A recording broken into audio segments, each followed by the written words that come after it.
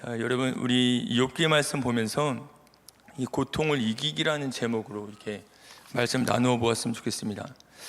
여러분, 우리가 항상 금요일에 하는 게 어떤 게 있나요? 치유와 회복이 있습니다. 여러분, 어떻게 치유와 회복의 은혜를 많이 누리고 계신가요? 아멘. 좋습니다. 제가 이 치유와 회복을 생각해 보면서 이러한 생각들이 들었어요. 저도 이용 목사님이 한번 어깨 치료받았다고 말씀하셨죠. 근데 저도 어깨가 아프거든요.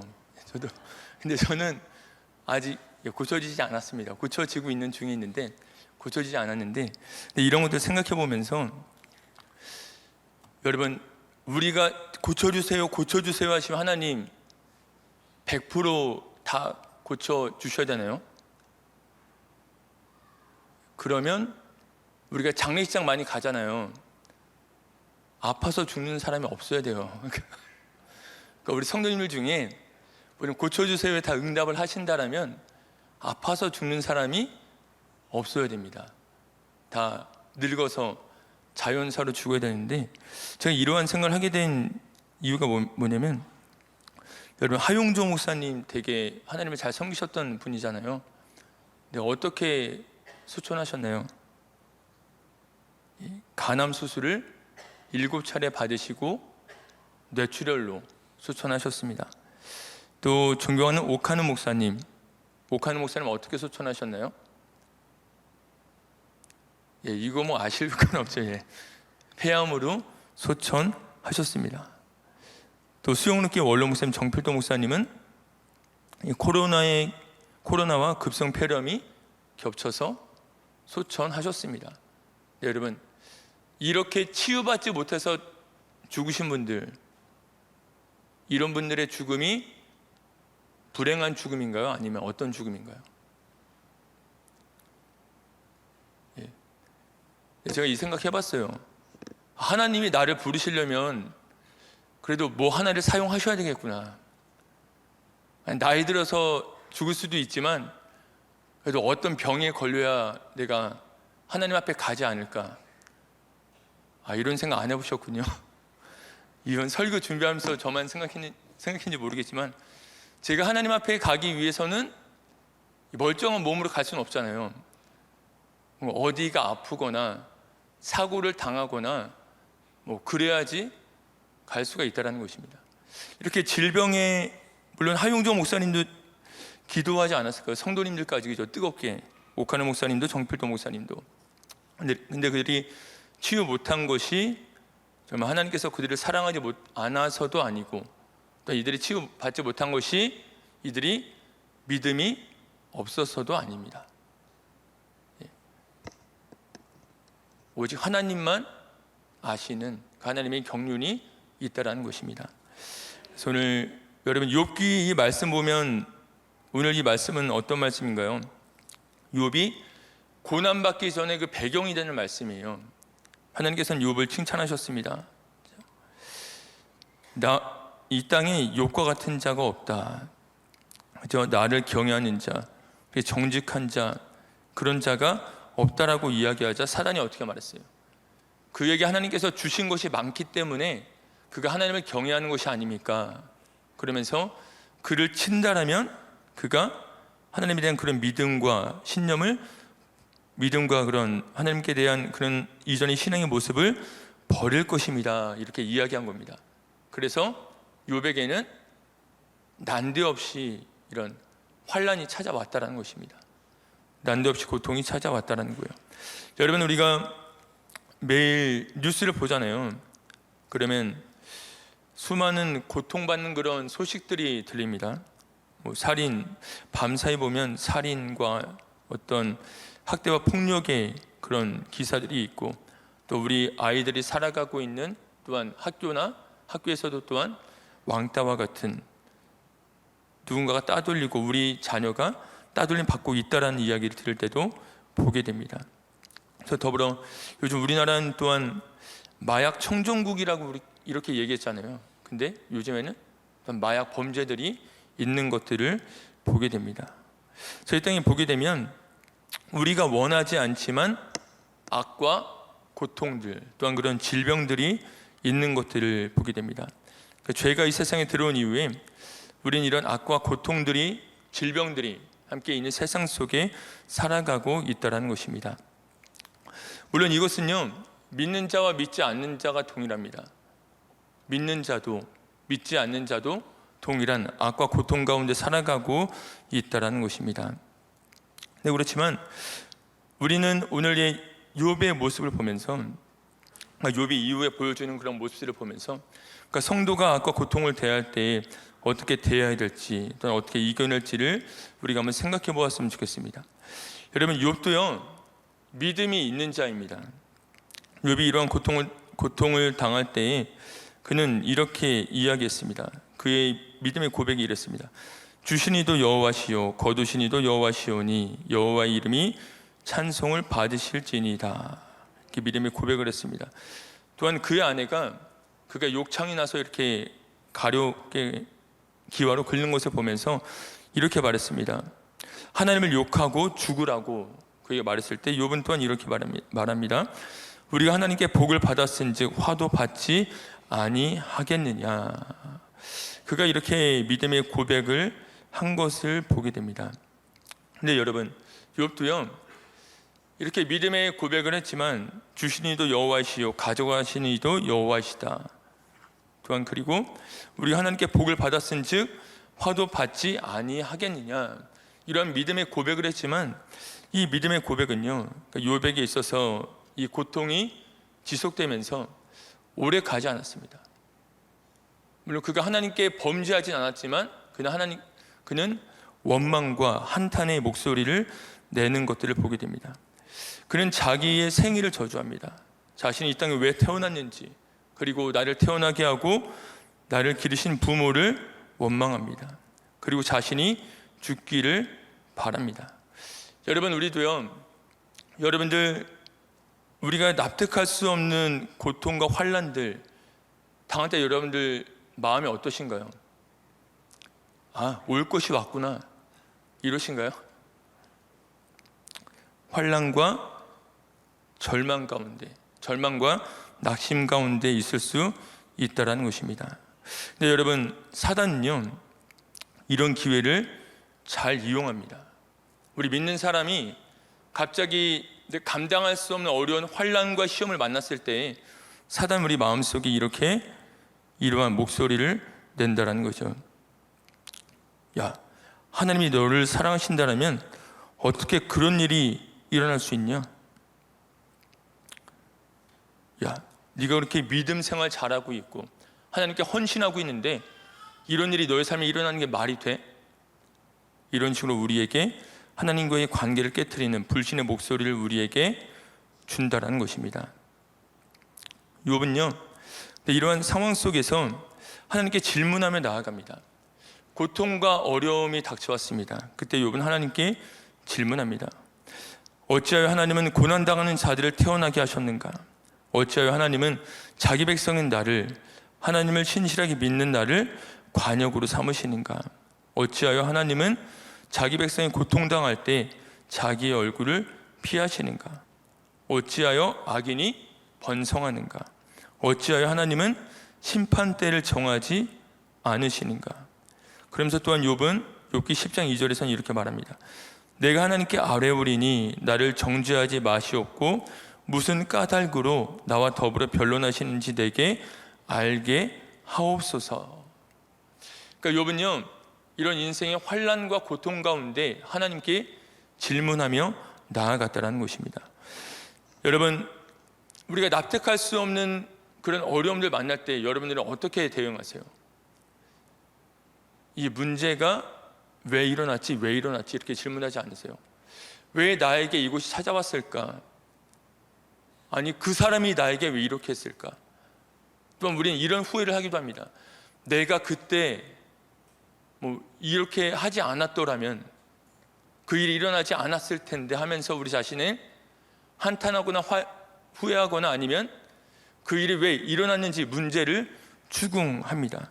네, 그렇지만 욥은 문제에 자신의 시선을 둔 것이 아니라 하나님께 질문하며 나아갔다라는 것입니다. 더불어 욥은 또한 하나님을 찾는 모습을 보여줍니다. 욥기 23장 8절 9절을 보면 그가 이렇게 말합니다. 그런데 내가 앞으로 가도 그가 아니 계시고 뒤로 가도 보이지 아니하며 그가 왼쪽에서 일하시나 내가 만날 수 없고 그가 오른쪽으로 돌이키시나 배울 수 없구나.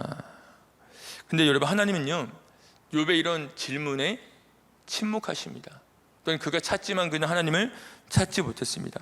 그럼에도 불구하고 우리가 이 욥의 모습을 통해서 우리가 생각해 볼 수 있는 것은 무엇이냐면, 우리가 감당할 수 없는 어려움들, 인생의 고통과 환란이 찾아올 때 우리가 해야 될 것은 무엇이냐면 하나님과 씨름하는 것입니다. 그 문제와 씨름하는 게 아니에요. 그 문제를 가지고 하나님 앞에 나아가야 된다는 것입니다. 하나님 아버지, 이 문제는 하나님의 계획과 뜻은 무엇입니까? 이 문제 속에 있는 하나님의 계획과 뜻은 무엇입니까? 나를 향한 어떠한 계획이 있으시기에 이러한 문제가, 이런 어려움들이, 이런 고통들이 일어난 것입니까? 그러면서 욥은 하나님께 나아갔다라는 것입니다.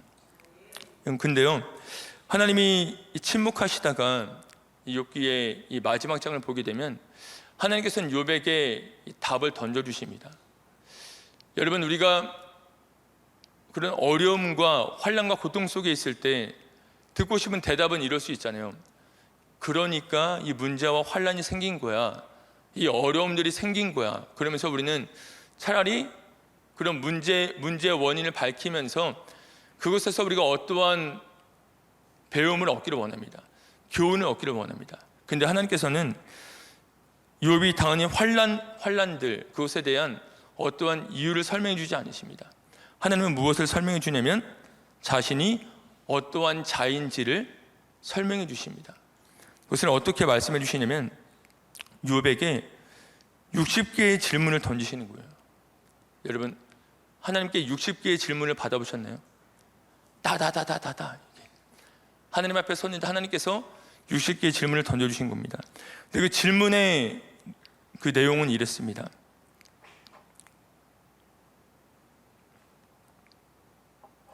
하나님께서 어떻게 그 질문을 던지셨냐면 이렇게 질문을 던지십니다.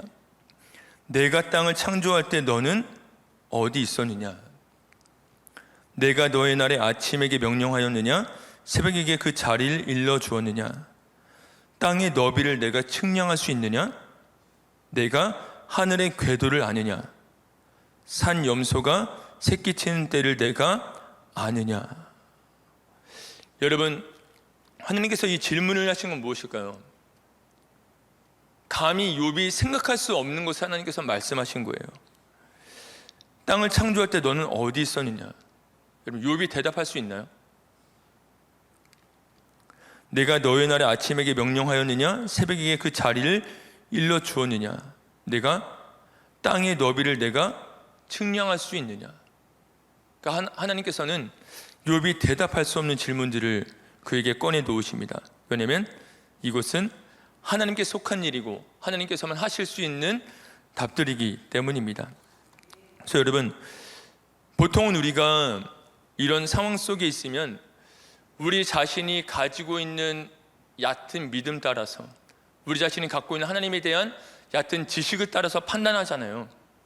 야, 내가 지금 고통을 이렇게 당하고 있는 이유가 정말 내가 가지고 있는 얄팍한 지식과 얄팍한 하나님에 대한 그런 지식을 가지고 우리는 판단합니다. 그렇지만 하나님께서는 내가 어떤 자냐면 네가 판단할 수 없는 자이다, 너의 지식과 생각과 한계를 뛰어넘는 자다라고 말씀하고 있다는 것입니다. 그러니까 하나님께서는 이렇게 말씀하시는 거예요. 우리가 어떠한 고통을 당하고 있을 때, 환난을 당하고 있을 때요, 우리는 내가 가진 경험으로 판단하잖아요. 내가 가진 인생의 지식으로 판단하잖아요. 근데 여러분들의 갑자기 당하는 환난과 고통들을 여러분들의 지식과 경험 안에 담을 수 있나요? 담을 수 없습니다. 내가 갑자기 당하는 그런 어려움들, 환난들은요, 우리의 어떤 지식 안에 담을 수 없고, 우리가 판단할 수 없고, 우리가 이해할 수 없습니다. 그러니까 하나님께서는 욥에게 지금 이렇게 말씀하시는 거예요. 하나님의 크고 위대하심과 또한 욥이 지극히 작은 자임을 알려주고 계신 겁니다.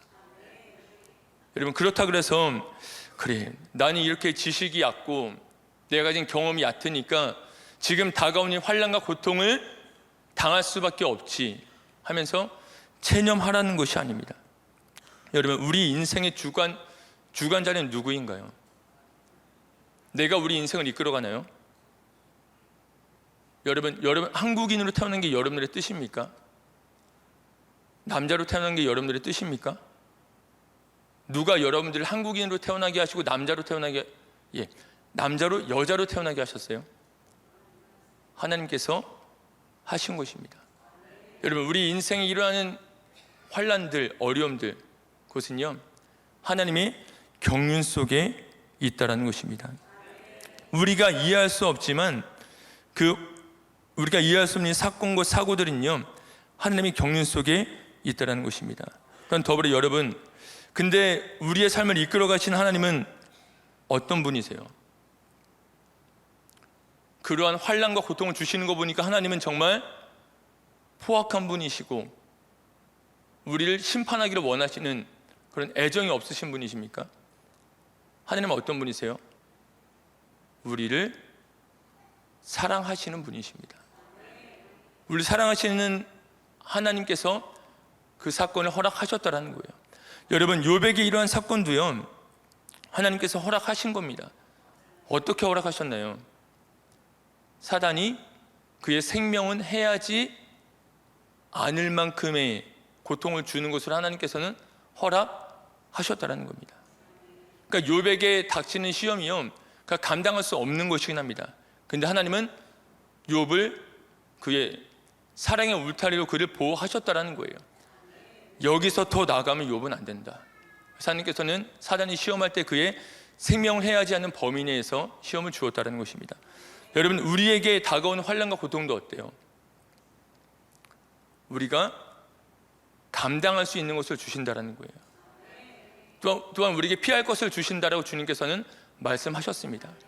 지금 내게 온 시험은 정말 내가 겪어보지 못하고 내가 이해할 수 없는 것이지만 이것은 하나님의 주권 가운데 있고 또한 하나님의 사랑 가운데 일어난 일이다라는 것입니다. 그래서 여러분, 그래서 신앙은요 이렇게 생각이 됩니다. 여러분, 우리는 하나님을 신뢰합니다. 그것은 무엇이냐면, 그리고 또한 우리는 믿음으로 행합니다. 그리고 또한 우리는 믿음으로 모든 상황들을 받아들이는 거예요. 그래서 여러분요, 이것은 뭐냐면 우리가 하나님께서는요 우리 삶 가운데 일어나는 모든 일들을 우리에게 이해시키거나 납득시키거나 공감시키지 않으실 수 있다는 거예요. 여러분, 하나님께서 그 자신이 일을 하실 때 저를 먼저 이해시키고 납득시키고 공감시키고 일을 하실까요? 제가 서산교회에 온 것도 하나님께서는 좀 오래됐습니다. 좀 8년 됐는데 서산교회에 온 것도 하나님께서는 저를 이해시키고 보내신 게 아니에요. 경호야, 내가 너를 서산교회에 보낼 거야.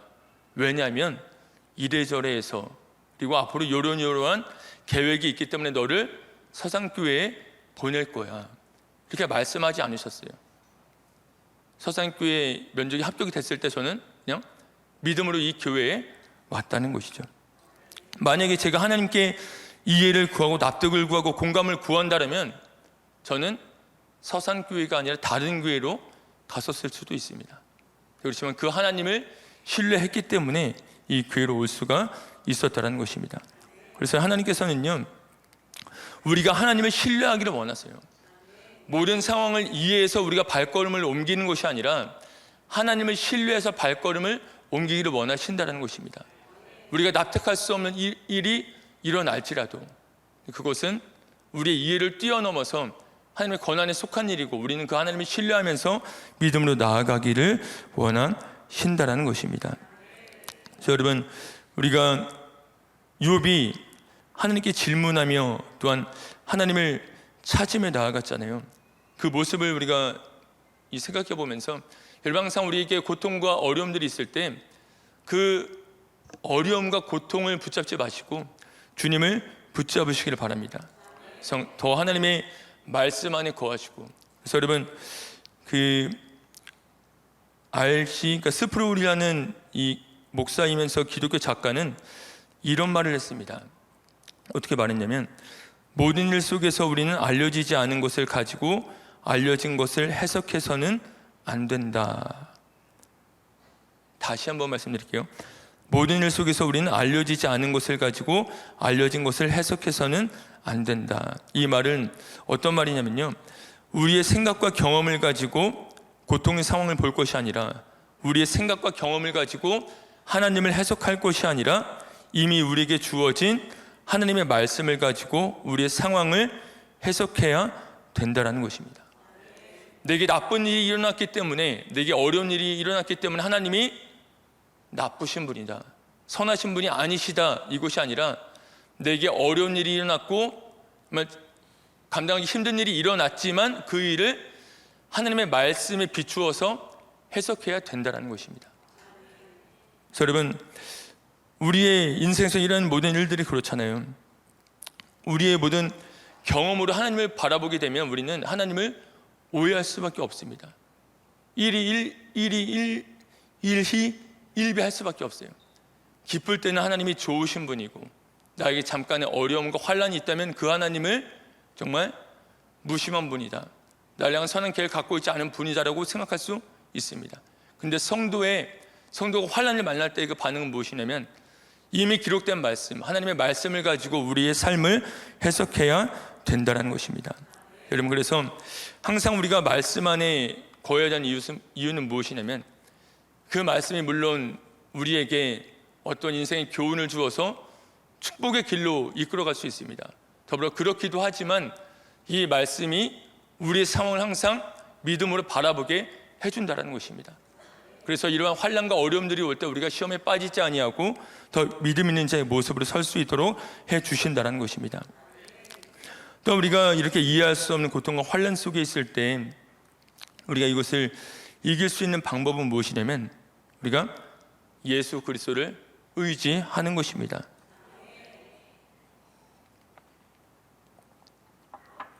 여러분, 예수님은요, 이 땅에 오신 하나님이십니다. 육신을 입고 이 땅에 오신 하나님이십니다. 그래서 그 하나님은요, 우리 육신의 모습으로 우리의 모든 질고를 감당하셨다라고 말씀하고 있습니다. 우리가 당할 수 있는 모든 고통을 그는 친히 경험하신 분이십니다. 예수 그리스도가 당하신 고난을 보세요. 여러분, 사람들에게 배신과 조롱을 당하시고, 또한 채찍에 맞으시고 물과 피를 쏟으시는 그런 고통을 당하셨습니다. 그분이 우리의 모든 고통을 아신다라고 우리에게 말씀해주고 있습니다. 그래서 히브리서 2장 18절에서는 우리에게 이렇게 말씀을 해줍니다. 히브리서 2장 18절 말씀을 다 같이 읽겠습니다.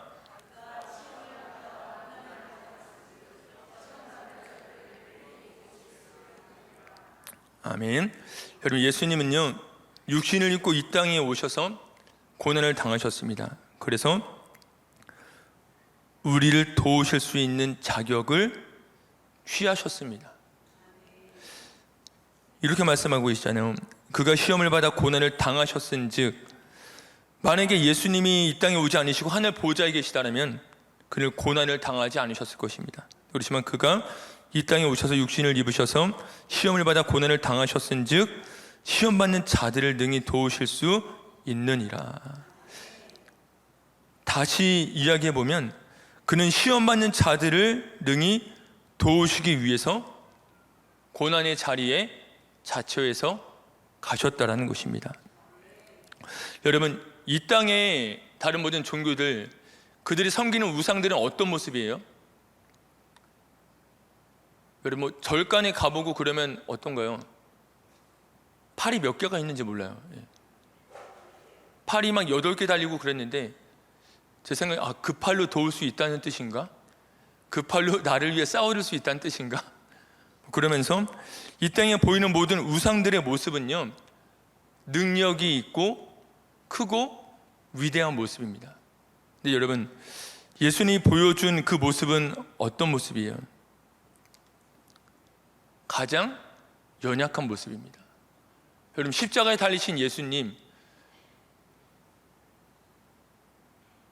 다리와 팔에 못이 박힌 채, 머리에 가시관을 쓰신 채, 온몸은 채찍에 맞아 찢기신 채 십자가에 달려 있습니다. 그럼 그 주님을 바라보면서 그분은 나를 능히 도우실 수 있는 분이야, 생각할 수 있어요? 다른 관점이라면, 일반 우상들을 바라보는 관점이라면 그분은 나를 도울 수 없는 분입니다. 그분은 무력한 분이십니다. 연약한 분이십니다. 근데 예수 그리스도께서는 이렇게 말씀하시는 거예요. 그분이 당하신 모든 고난은 우리를 위한 것이다라고 말씀하고 계시고, 또한 채찍에 맞음으로 우리가 나음을 입었다라고 말씀해주고 계시다라는 것입니다. 그래서 예수님께서는요, 그 십자가에서 우리의 모든 죄를 짊어지셨습니다.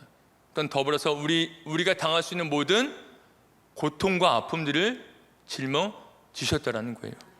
자비의 아버지시요 모든 위로의 하나님이시며 우리의 모든 환난 중에서 우리를 위로하사 우리로 하여금 하나님께 받는 위로로서 모든 환난 중에 있는 자들을 능히 위로하게 하시는 이시로다. 그리스도의 고난이 우리에게 넘친 것 같이 우리가 받는 위로도 그리스도로 말미암아 넘치는 도다. 그러니까 주님께서는요, 환난 중에 있는 우리를 위로하신다라고 이렇게 말씀하고 있습니다. 그리스도의 고난이 우리에게 넘친 것 같이 우리가 받는 위로도 그리스도로 말미암아 넘치는 도다. 자, 여러분, 우리가 환난과 고통 가운데 우리는 어떤 행동을 취해야 될까요? 예수 그리스도께 나아가야 되는 줄 믿습니다. 그 십자가 밑으로 나아가야 되는 줄 믿습니다. 다 지금 십자가를 바라보고 그 십자가에서 우리에게 주신 하나님의 위로와 격려를 받아야 될 줄로 믿습니다. 여러분, 우리 복음성가 우리 나를 아시나요? 나 가진 재물 없으나, 나 가진 재물 없으나 이 시를 쓰신 이 송명희 시인이 자신의 삶을 이렇게 고백한 것을 한번 보았는데요. 그냥 이렇게 고백했습니다. 1964년 어느 초여름 나는 태어났다. 어머니의 양수가 터져 9달 만에 세상에 나온 나는 여물지 못한 계란처럼 힘없이 살다가 생후 일주일쯤 지난 하루 저녁 동안 숨이 멈추었다. 그래서인지 나는 뇌성마비 장애인의 삶을 살게 되었다. 자유롭지 못한 몸과 가난한 집안 살림에 여러 가지 억누른 환경들이 나를 날마다 서글프게 했지만 그 속에서 17세의 방황과 설레던 가슴으로 하나님을 만나서 나는 목표를 가졌다. 초등학교 문턱조차 밟지 못했던 나에게 하나님은 시를 불러주셨다. 그리고 1985년 매스컴을 통해 나는 세상에 알려졌고, 나란 시는 세상에 알려졌고, 저서 25권을 써 하늘의 시인으로 불렀다. 그러나 무리한 활동으로 목 디스크를 얻어 전신마비가 되었고 온몸의 통증으로 시달리고 있다. 근데 그녀가 뇌성마비가 된 것은 이 안타깝게도 의사의 실수였다고 이야기를 합니다. 그러나 그녀는 그런 현실에만 갇혀 있지 않고 자신이 바라보는 바를 다음과 같은 시로 표현했습니다. 그 시를 한번 우리 보여주시겠어요? 우리 한번 다 같이 읽어볼까요? 시작. 그가 눈물을 흘리실 때 나는 웃음을 지었고 그가 슬픔이 있어 슬퍼하실 때 나는 많은 기쁨으로 즐거워하며 그가 고통을 당하실 때 나는 평안히 안식하였네. 나는 그의 아픔을 알지 못하였고 나를 위하여 담당하신 질고를 나는 진정 알지 못했노라. 계속되는 채찍질과 십자가에 못 박히신 그 사랑을 나는 모르고 있었노라. 그가 자신의 살을 찢으실 때 나는 배부르게 먹었고 그가 자신의 피를 흘리실 때 내가 쭉 기다리고 마시었으며 그의 괴로움을 나는 알지 못했으나 그는 나의 모든 것을 아시었으며 나의 부족함을 넘치도록 채우시네. 그는 나의 모든 것을 아시었으며 나의 부족함을 넘치도록 채우시네. 그 송명희 씨는 뇌성마비인 상황에서 그리스도의 십자가를 바라보았습니다. 자신의 고통을 해서 십자가를 진 주님을 바라보았다는 것입니다. 그래서 주님이 눈물을 흘리실 때 주님이 눈물을 흘렸기 때문에 그는 웃음을 지을 수 있었다라고 고백하였고 그가 슬픔에서 슬퍼하심으로 말미암아서 나는 많은 기쁨으로 즐거워했다라고 고백하였고 그 고통을 당했기 때문에 나는 평안히 안식할 수 있었다라고 이야기하고 있습니다. 그래서 그는 그 자신과 함께 하시면서 고통을 감당할 힘을 주시는 그 하나님을 노래했다라는 것입니다. 그리고 그 하나님께서 허락하실 끝을 바라보며 믿음의 삶을 살아가고 있다는 것입니다. 자, 여러분, 우리가 힘든 고통과 슬픔 가운데 정말 우리가 감당할 수 없어서 한없이 우리 자신이 초라해지고 낭망하고 절망 가운데 있을 때 우리가 취할 수 있는 가장 믿음의 행동은 주의 십자가를 바라보며 그분의 도우심을 구하는 것입니다. 그래서 여러분, 주님께서는 우리가 당할 수 없는 고통을 십자가에서 모두 겪어 주셨다는 것입니다. 그 십자가에 우리의 고통을 주님께 올려드릴 때에 우리가 이 고통을 능히 이길 수 있는 줄 믿습니다. 끝으로 바울은 이렇게 이야기합니다. 이 바울이 로마서에서 이렇게 말하는데, 이 모든 일에 우리를 사랑하신 이로 말미암아 우리가 넉넉히 이기느니라. 이렇게 바울은 믿음의 고백을 한 것을 보게 됩니다. 근데 이 모든 일 속에는요, 이 세상의 악과 고통을 막는 모든 일들이 담겨 있고 우리의 이해와 지식과 경험을 뛰어넘는 모든 일이 담겨져 있습니다. 이 세상에서 당할 수 있는 환난과 곤고와 박해와 기근과 적신과 위험과 칼과 또한 종일 주를 위해서 죽임을 당할 수 있는 그런 우리가 당해보지 못한 모든 고통들이 주님의 사랑으로 말미암아서 넉넉히 감당할 수 있다라는 것입니다. 그래서 여러분, 우리 인생에 수없이 이러한 일들은요, 우리가 예측할 수 없습니다. 우리가 상상할 수 없습니다. 그 모든 일들은 기어이 일어나게 될 것입니다. 네, 그렇지만 그것들은요, 우리가 넉넉히 이겨낼 수 있다는 거예요. 무엇 때문에? 우리를 향하신 하나님의 사랑 때문에 넉넉히 이겨낼 수 있다는 것입니다. 여러분, 우리 인생길에 이런 권면을 드리고 있습니다. 우리가 감당할 수 없는 그런 환난과 어려움들이 찾아왔을 때, 여러분, 우리가 그 문제에 매몰되는 것이 아니라, 문제에 우리 시선이 고정되는 것이 아니라 우리 인생의 주관 내리신 주님께 시선을 고정했으면 좋겠습니다. 여러분, 욥이 시험을 당했지만 그 시험은요, 하나님의 울타리 안에서 겪는 시험이었습니다. 하나님께서는 그 사단이 욥의 생명을 해하지 않을 만큼의 시험을 허락하셨습니다. 여러분, 우리 인생의 고통들, 우리가 감당하기 어려운 고통들일 수 있어요. 네, 그렇지만 그 어려움들, 환난들도요, 하나님의 선하신 울타리 안에 있다라는 것입니다. 또 하나님께서는 그 시험을 감당할 수 있는, 이겨낼 수 있는 하나님의 은혜와 지혜를 능히 부어주신다라는 것이고, 또 우리가 이 시험들을 주의 십자가를 바라봄으로 능히 이겨내기를 원하십니다. 여러분, 지금 우리가 고통당하는 이 아픔들, 어려움들 주님께서 먼저 능히 감당하셨습니다. 여러분, 주님께서 어떻게 하셨어요? 이 고통들을 십자가에서 감당하셨고, 또한 부활을 통해서 능히 고통들을 이겨내셨습니다. 부활의 첫 열매가 주님이 되시는 것처럼 우리도 이 고통들을 능히 이겨낼 수 있다는 것입니다. 또한 더불어 여러분, 하나님의 사랑을 신뢰하시기를 바랍니다. 잊지 않으시기를 바랍니다. 우리가 생각하지 못한 일들을 능히 감당할 수 있는 사랑을 주님께서는 부어 주신다라고 말씀하셨습니다. 우리 지나온 과거도요, 여러분들이 계획 속에 있는 일들이 하나도 없었잖아요. 우리 자녀가 오늘 구내염이 걸렸습니다. 막내가 구내염에 걸렸는데, 이런 얘기만 아내가 좀 싫어하는데, 구내염에 걸렸는데 우리의 계획 속에는 없는 일이에요. 하나님의 계획과, 그러니까 우리가 생각할 수 없는 일들이 매일매일마다 일어난다는 것입니다.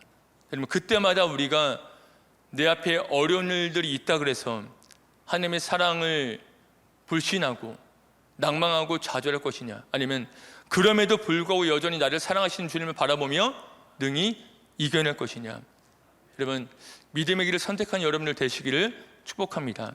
우리 인생은 주관하신 하나님을 바라보시기를 축복하고, 우리의 고통을 짊어지신 주님을 바라보시기를 축복합니다.